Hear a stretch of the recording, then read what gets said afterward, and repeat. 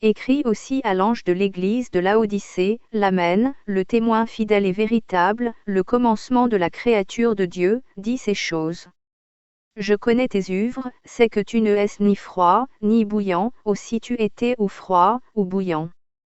Parce donc que tu es tiède, et que tu ne es ni froid, ni bouillant, je te vomirai de ma bouche.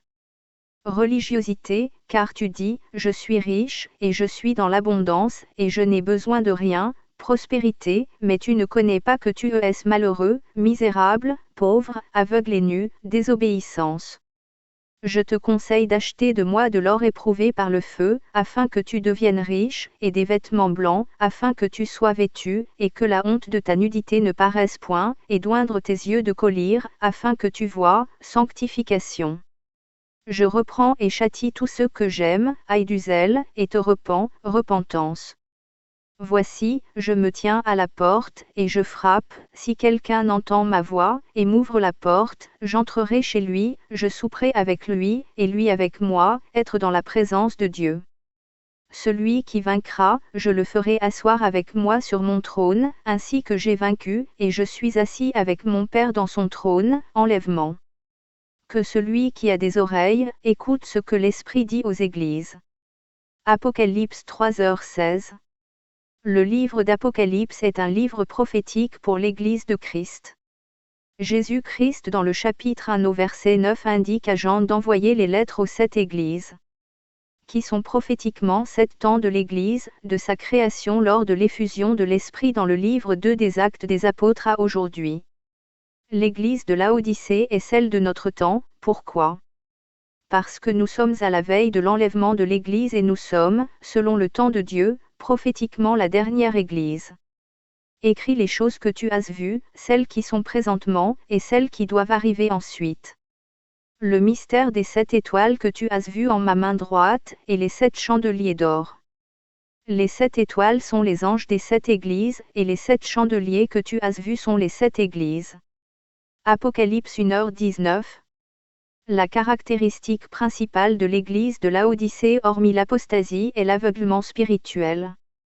En grec ce mot s'intitule tupho ou définition, aveuglé par de l'orgueil ou de la vanité, rendre insensé ou stupide. Comment des enfants de Dieu peuvent être aveuglés puisque nous étions dans les ténèbres et Christ qui est notre lumière nous éclaire ? Jésus leur parla de nouveau, et dit, Je suis la lumière du monde, celui qui me suit ne marchera pas dans les ténèbres, mais il aura la lumière de la vie. Jean 8h12. Il y a un évangile, une vérité, une doctrine, une parole, un salut, un chemin, un baptême, un Dieu, un Seigneur, un esprit, un message, un enseignement. L'Église de Laodicée a dévié du message original prêché par Jésus-Christ lui-même. Je m'étonne qu'abandonnant Jésus-Christ, qui vous avait appelé par sa grâce, vous ayez été si promptement transportés à un autre évangile.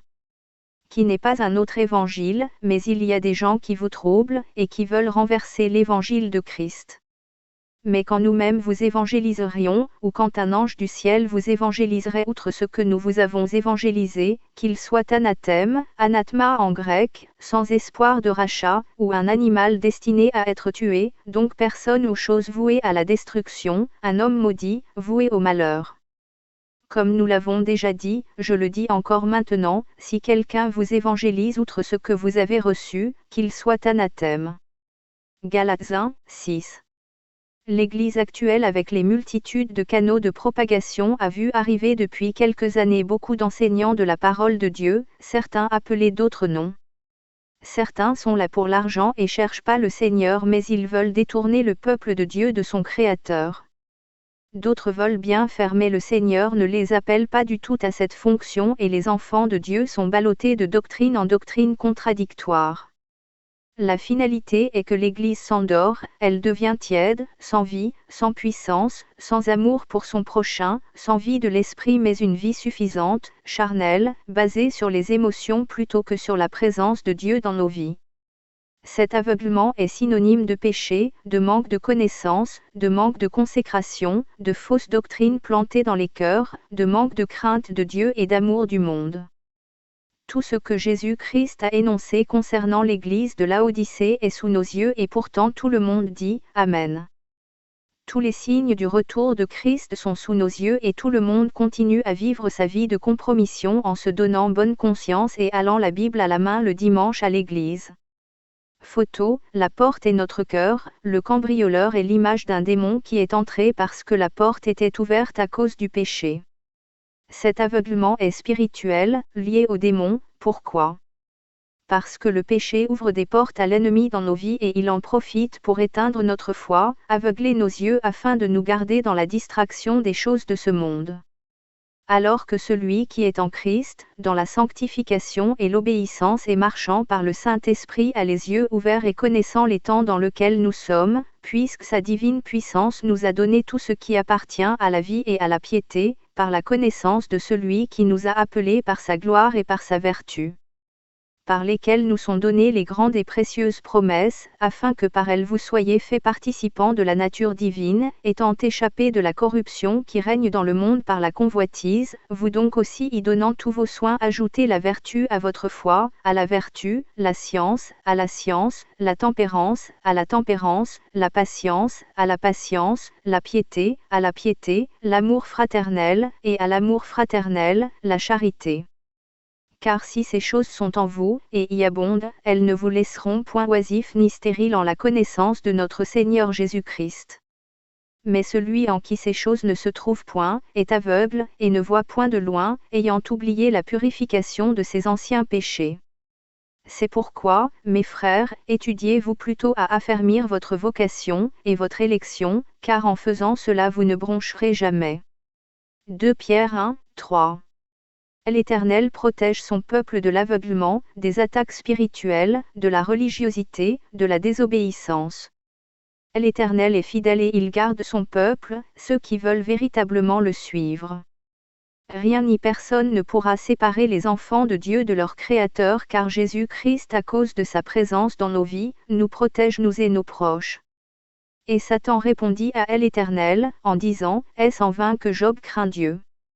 N'as-tu pas mis un rempart tout autour de lui, et de sa maison, et de tout ce qui lui appartient ? Tu as béni l'œuvre de ses mains, et son bétail a fort multiplié sur la terre. Job 1h10. Ceux qui sont encore sous le joug des hommes, faux apôtres, faux pasteurs, et du péché s'ils se repentent et cherchent la face de Dieu, le Seigneur les guidera dans le chemin de la vérité. Mais ceux qui se disent chrétiens et aimant le monde, leurs églises, leur vie, leurs péchés, leur famille, leurs mauvaises habitudes plus que Christ ne seront pas dignes des noces de l'agneau. Si quelqu'un vient à moi, et s'il ne préfère pas son père, sa mère, sa femme, ses enfants, ses frères et ses sœurs, et même sa propre vie, il ne peut être mon disciple. Et quiconque ne porte pas sa croix, et ne me suit pas, ne peut être mon disciple. Luc 14h26. À cause de l'amour des choses de cette terre, de l'idolâtrie face aux hommes de Dieu, ils passeront à côté de l'enlèvement de l'Église. Or voici, je viens bientôt, et ma récompense est avec moi, pour rendre à chacun selon son œuvre. Je suis l'alpha et l'oméga, le premier et le dernier, le commencement et la fin. Bienheureux sont ceux qui font ses commandements, afin qu'il ait droit à l'arbre de vie, et qu'il entre par les portes dans la cité. Mais les chiens, les empoisonneurs, les fornicateurs, les meurtriers, les idolâtres, et quiconque aime et commet fausseté seront laissés dehors. Apocalypse 22h14.